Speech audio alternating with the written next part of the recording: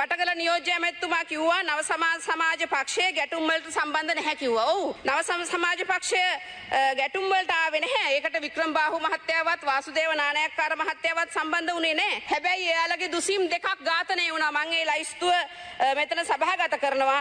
වික්‍රම බාහු මහත්මයාට දෙවතාවක් වෙඩි තිබ්බා. ලයිස්තුව දෙක ශ්‍රී ලංකා කොමියුනිස්ට් පක්ෂයේ 43 දෙනෙක් ඝාතනය වෙනවා. ලයිස්තුව 3 සම සමාජ පක්ෂයේ 22ක්, ඊළඟට මහජන පක්ෂයේ 141ක්, ස්වාධීන ශිෂ්‍ය සංගමයේ 4ක්, සමාජවාදී සමානතා පක්ෂය සහ අනිකුත් වාමාංශිකයන් ජනතා සංගමයේ ඇතුළු 24 දෙනෙක් ඝාතනය වෙනවා. ඒ වගේම ඝාතනය වූ වික්ෂුන් වහන්සේලා විශාල ප්‍රමාණයකගේ ලේඛනයක් සභාගත කරනවා. මියගිය අයගේ නම් විතරක් නෙවෙයි බෝම්බ එල්ල කරපු තැන් ගැනත් අපේ മന്ത്രിවරු විවිධ අවස්ථාවල ඒවා සභාගත කරනවා. ඒ වගේම මාතලේ දිස්ත්‍රික්කයේ ඝාතනය වෙච්ච 420න් 171ක මගේ ආසනයේ ඝාතනය වෙච්ච 98න් 83 දෙනෙකුගේ නමුත් මම මේ සභාවට අද සභාගත කරනවා. මෙහෙම ඝාතනය වෙන්නට මේ දෙපාර්ශවයම කරපු වරද්ද මොකද්ද කියන එක අද අපි මැද ඉඳලා හිතන්න ඕනේ.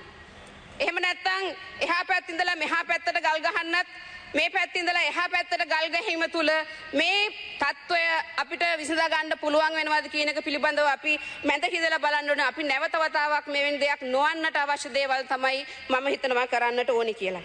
ඇත්තටම මේ මා කියපු අය ඝාතනය වෙන්නට එකම හේතුව උනේ ඉන්දියන් රජයේ සමග කටයුතු කිරීම.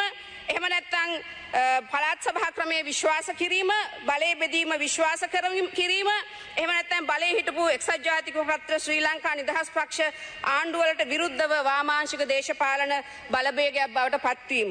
මේ ඝාතන සියල්ලටම කුමන පක්ෂයකින් නියෝජනය කළත් කුමන මතයක් දැරුවත් මේ රටේ ප්‍රජාතන්ත්‍රවාදී දේශපාලන අයිතිය වෙනීමෙන් පෙනී සිටපු නිසා සිද්ධ වුණා කියන එක තමයි මම කියන්නේ. ඒ නිසා මේ ඝාතනයේ කවුරු හරි අතින් උනත් මේ දෙපාර්ශවයෙන්ම ලංකාවේ මිනිස්සු සහ ඉන්දියන් සාම හමුදාවේ සොල්දාදුවෝ ඝාතනය වුණා කියන එක මම මේ වෙලාවේ කියන්න ඕනේ.